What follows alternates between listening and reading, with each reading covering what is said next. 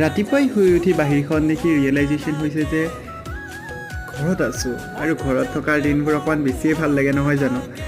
এয়া ঘৰত মাৰ এখন ফুলনি, এইখন অকণমানি ঘৰতে অকণমান ফুলনিৰে অমিতা লাগিছে, দেখিছে কিমান বেছি। মায়ে গৰু গাখীৰ খিৰাই আনি মোৰ হাতত দিছে। আমাৰ ঘৰত গাই গৰু, আৰু মই গৰুকেইটা বাহিৰত ওলাই দিলোঁ যেতিয়া গাই খিৰোৱা হৈ গ'ল। তাৰপিছত ৰাতিপুৱাৰ ব্ৰেকফাষ্ট মাৰ লগত লেকচাৰ দি ৰুটি আৰু এগ অমলেট। মই এগ অমলেট খাই বহুত ভাল পাওঁ ৰাইজ। তো মানে মই তাৰপিছত বৰমাহঁতৰ ঘৰলৈ গ'লোঁ। বৰমাহঁতৰ ঘৰত আমাৰ টিকলি পাইনাক দেখিছে নাই, একদম উৎপাত আৰু বাৰ ছোৱালী হয়, তাই মানে খেলি আছে আৰু সেইখিনি সময়ত। তো এয়া বাহঁতে অকণমান বিয়াৰ যোগাৰ, তো বিয়াৰ কিছুমান কাম কৰি আছিলে, তো তাতে ময়ো অকণমান হেল্প কৰি দিলোঁ। তাৰপিছত টিকলিক অকণমান জোকাই মেলি তাইক গা চা ধুই আহিলে। তাৰপিছত তাইক বহুত জোকাই ভাল লাগে, কাৰণ মানে বহুত উৎপাত কৰে ন তাই।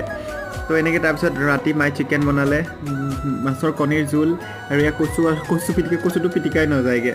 তো সেয়াই আৰু, আপোনালোকে অকণ মৰম দিব, ছাবস্ক্ৰাইবটো কৰিব নাপাহৰিব। ধন্যবাদ।